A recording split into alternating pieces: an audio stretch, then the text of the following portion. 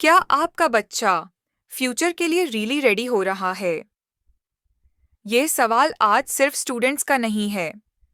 ये सवाल हर उस पेरेंट का है जो अपने बच्चे को इंजीनियरिंग या जेईई जैसे हाई कंपटीशन एग्जाम्स के लिए सीरियसली प्रिपेयर करना चाहता है।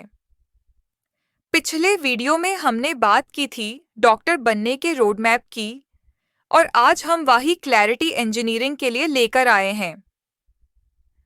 क्योंकि इंजीनियरिंग की प्रिपरेशन सिर्फ क्लास 11-12 में स्टार्ट नहीं होती, उसकी रियल फाउंडेशन क्लास 6 से ही स्ट्रॉन्ग की जाती है। अगर आज लॉजिक, मैथ्स और प्रॉब्लम सॉल्विंग सही डायरेक्शन में डेवलप हो जाए, तो कल जेईई सिर्फ प्रेशर नहीं, एक प्लान्ड जर्नी बन जाता है।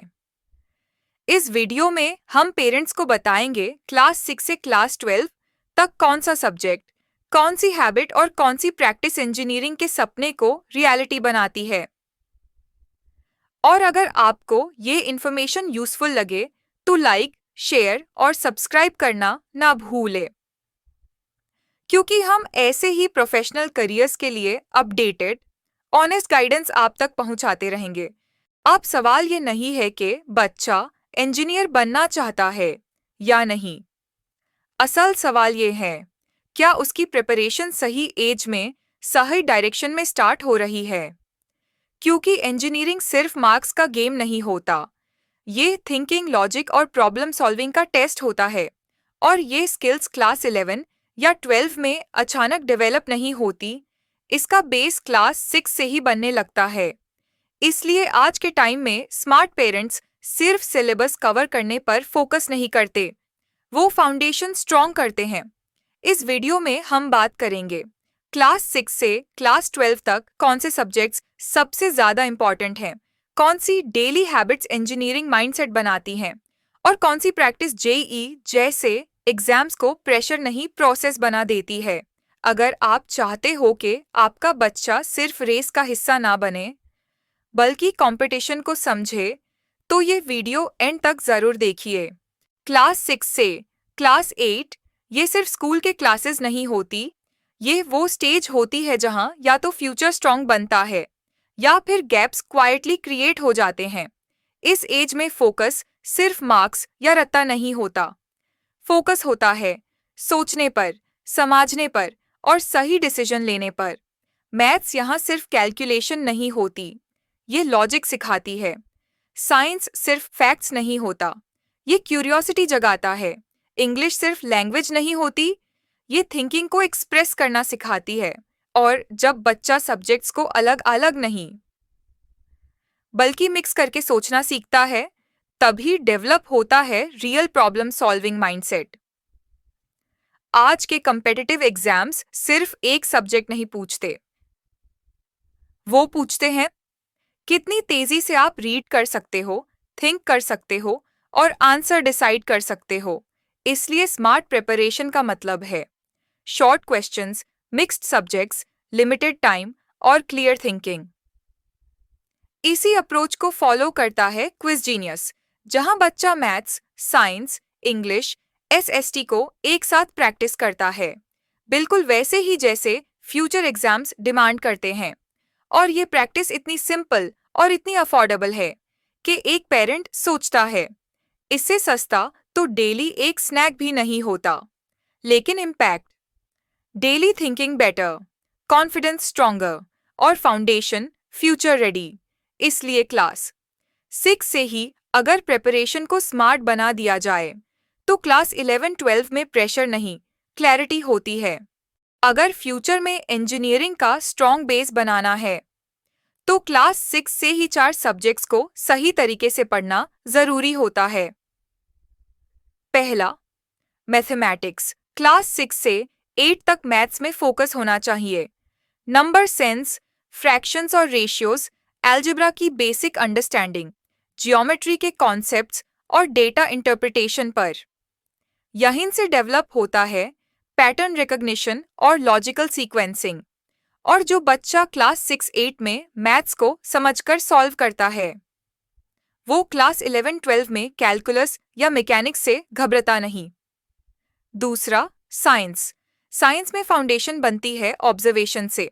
क्लास 6 to 8 में motion, force, energy, simple machines, electricity के बेसिक्स और एवरीडे साइंस कॉन्सेप्ट्स बहुत इंपॉर्टेंट होते हैं। ये टॉपिक्स सिर्फ चैप्टर्स नहीं होते, ये फिजिक्स और इंजीनियरिंग की लैंग्वेज होती है। जो बच्चा क्यों और कैसे पूछना सीख जाता है, वो फ्यूचर में कॉन्सेप्ट बेस्ड क्वेश्चंस को आसानी से हैंडल करता है। तीसरा, इंग्लिश। इंग्लिश यहाँ सिर्फ ग्रामर या राइटिंग नहीं होती। इंग्लिश होती है क्वेश्चन समझने की पावर, कॉम्प्रिहेंशन, कीवर्ड्स पे फोकस, इंस्ट्रक्शंस को सही रीड करना और ऑप्शंस के बीच डिफरेंस समझना। ये सब स्किल्स क्लास 6-8 में ही डेवलप होती हैं।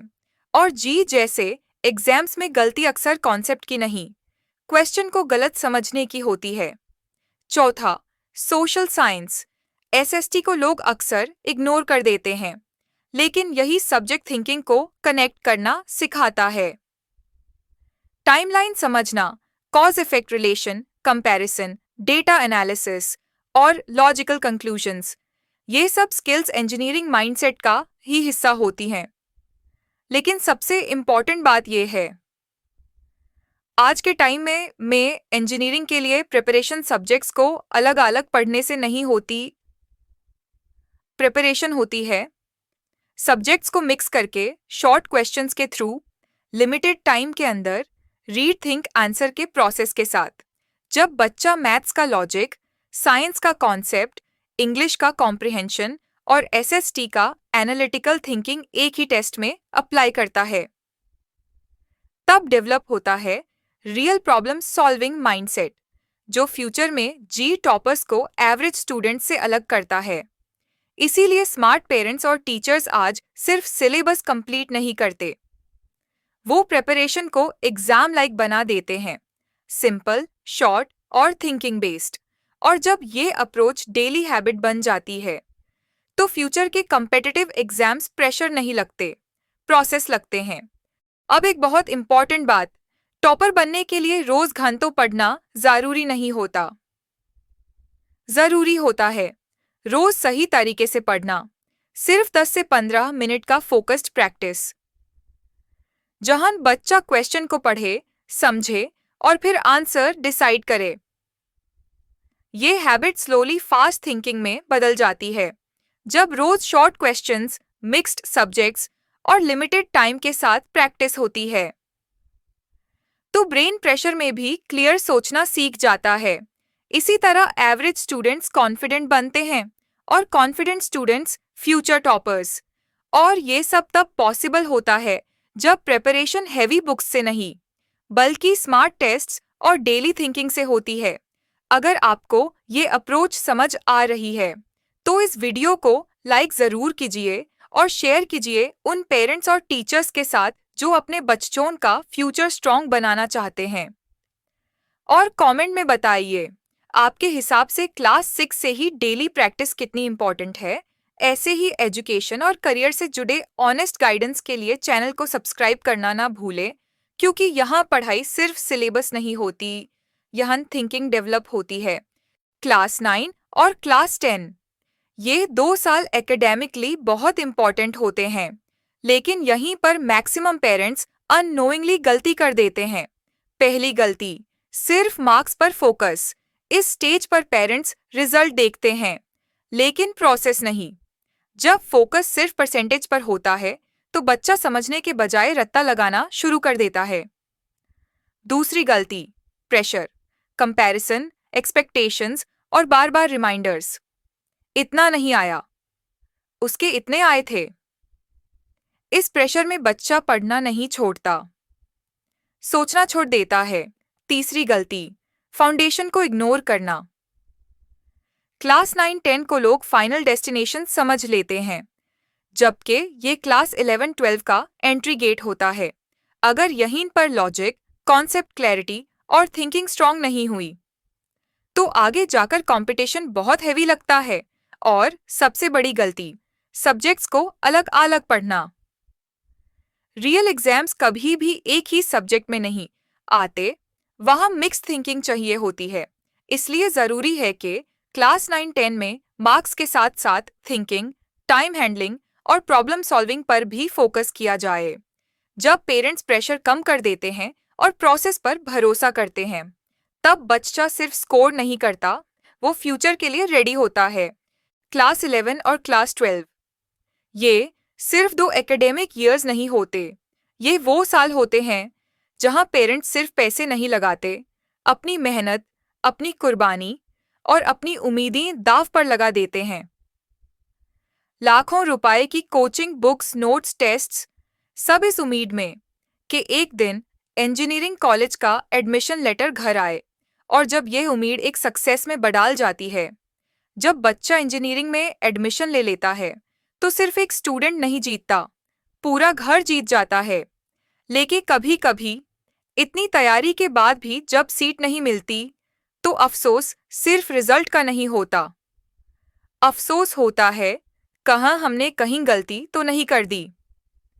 इसीलिए क्लास 11-12 में सिर्फ पढ़ना काफ़ी नहीं होता, सही तरीके से पढ़ना बहुत ज़रूरी होता है। इन 2 सालों में मैथ्स, फिजिक्स और केमिस्ट्री में फोकस होना चाहिए 3 चीज़ों पर: कॉन्सेप्ट क्लैरिटी, एक्यूरेसी और स्पीड। मैथमेटिक्स में calculus, limits, differentiation, integration, coordinate geometry और वेक्टर्स। फिजिक्स में mechanics, laws of motion, work energy, electricity, magnetism और मॉडर्न फिजिक्स। केमिस्ट्री में फिजिकल केमिस्ट्री के numericals, chemical bonding, thermodynamics, equilibrium और organic chemistry के basics. ये वो टॉपिक्स हैं जिनके बिना जेई सिर्फ टफ नहीं, इम्पॉसिबल हो जाता है। लेकिन एक सच और भी है, मोस्ट स्टूडेंट्स के पास नोट्स होते हैं, कोचिंग मटेरियल होता है, स्कूल का सिलेबस कंप्लीट होता है, फिर भी एग्जाम का डर अंदर ही अंदर बना रहता है। और जब डर होता है, तो प्रेशर में कॉन्सेप्ट याद होते हुए भी आंसर्स गलत हो जाते हैं। इसीलिए सबसे ज़रूरी चीज़ है एग्जाम फियर को हमेशा के लिए ख़त्म करना। और डर तब ख़त्म होता है जब रोज़ एग्जाम लाइक प्रैक्टिस होती है, जब मिक्स्ड कॉन्सेप्ट्स, लिमिटेड टाइम और read think answer daily habit बन जाता है। इसी एडवांस्ड लेवल स्टडी मोड के साथ हम लेकर आए हैं क्विज जीनियस, जहां प्रेशर कम होता है, प्रैक्टिस स्मार्ट होती है और ब्रेन एग्जाम को अननोन नहीं, रूटीन समझने लगता है। और जब एग्जाम रूटीन बन जाए, तो टॉपर लिस्ट में नाम आना सिर्फ ड्रीम नहीं रहता, पॉसिबिलिटी बन जाता है। क्योंकि सक्सेस सिर्फ मेहनत से नहीं, सही डायरेक्शन से मिलती है। अब एक इम्पॉर्टेंट बात टीचर्स के लिए। आज के टाइम में टीचर का रोल सिर्फ पढ़ाना नहीं रहा।